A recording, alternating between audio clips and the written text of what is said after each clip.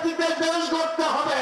তারেক রহমান বেড়াইতে যান নাই, ঘুরতে যান নাই, দেশ গড়ার চ্যালেঞ্জ আমরা হাতে নিয়েছি তারেক রহমানের নেতৃত্বে। তারেক রহমানের নেতৃত্বে দেশ গড়তে হবে, এটা আমাদের জন্য চ্যালেঞ্জ। এই চ্যালেঞ্জ আমরা গ্রহণ করেছি, এই চ্যালেঞ্জ আমরা গ্রহণ করবো আজকে এই সম্মেলনের মধ্য দিয়ে। এটা আমাদের অঙ্গীকার, এটা আমাদের প্রত্যয়। রাজনীতি করি, নেতৃত্ব নিই ইনকাম করার জন্য না, এটা চলবে না। রাজনীতি করবে সেবা করার জন্য, সম্মানের জন্য।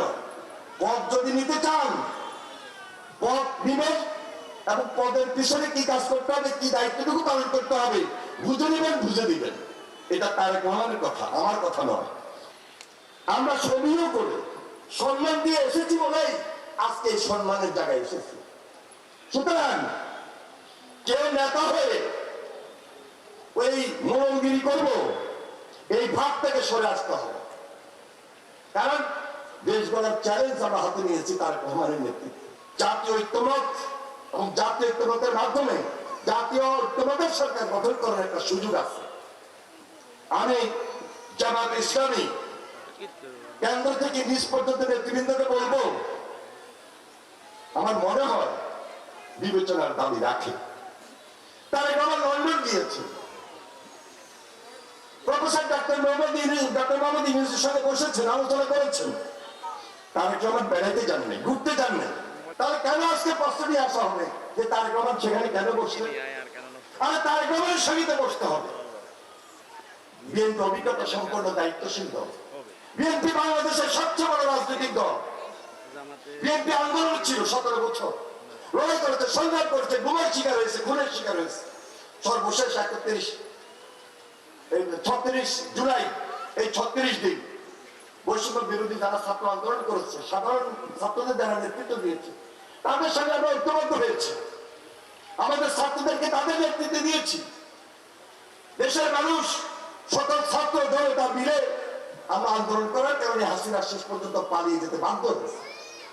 এমনি হাসিনা পালিয়ে যায় নাই, হাসিনা পালিয়ে গিয়েছে এই কারণে সে গণশক্তিতে পরিণত হয়েছিল, জনশক্তিতে পরিণত হয়েছিল।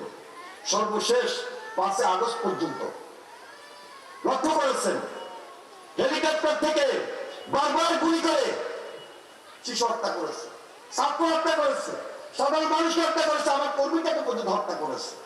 হত্যা করার ক্ষমতা থাকতে চেয়েছিল। লাস্ট 5 তারিখে 100-র অধিক হত্যা করেছে। তাহলে এই যে 36 দিন, এই যে 17 বছর যারা শহীদ হয়েছে, যারা গুম হয়েছে, যারা খুনের শিকার হয়েছে, এই পরিবারগুলোর দায়িত্ব আমাদেরকে সবাইকে নিতে হবে না? জাতীয় ঐক্যমতের সরকার যদি হয়, অবশ্যই সবার দায়িত্ব এই পরিবারগুলোর পাশে দাঁড়ানো। ইতিমধ্যে তারেক রহমান একটা সেল গঠন করেছে, আমরা বিএনপি পরিবার। আগে বলেছি, শুধু মিছিল করা, মিটিং করা এটাই কিন্তু আমাদের রাজনৈতিক উদ্দেশ্য না। দেশ গড়াটাই রাজনৈতিক উদ্দেশ্য। রাজনীতির পাশাপাশি এটা একটা সামাজিক দায়িত্ব, একটা মানবিক দায়িত্ব। এই দায়িত্বটুকু আজকে তারেক রহমান পকেট বেঁধে পকেট আনতে বিভিন্ন সেলের মাধ্যমে, মানবিক ভাবে, ফাউন্ডেশনের মাধ্যমে প্রত্যেকটা পরিবারের পাশে দাঁড়িয়েছে। ইনশাআল্লাহ এই দেশে একটা সত্যিকারের নির্বাচন অনুষ্ঠিত হতে যাচ্ছে। এই নির্বাচন নিরপেক্ষ হবে, এই নির্বাচন নিরপেক্ষ হতে হবে। সবাই মিলে নির্বাচন অংশগ্রহণ করবে, সরকারি দল থাকবে, বিরোধী দল থাকবে। আবার আপার হাউসে গিয়ে সেখানে জাতীয় ঐক্যমত গঠন করার জন্য সকল রাজনৈতিক দলের প্রতিনিধিত্ব সেখানে অংশগ্রহণ করবে ইনশাআল্লাহ।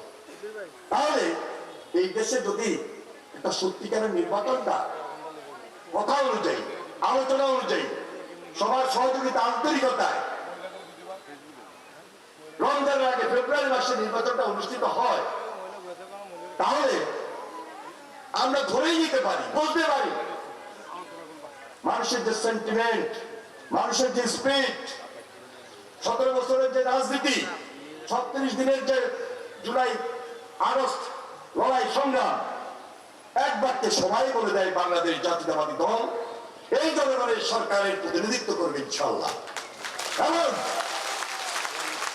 তারেক রহমান সেই সরকারের প্রধানমন্ত্রী হিসাবে দেশে দায়িত্ব গ্রহণ করবেন।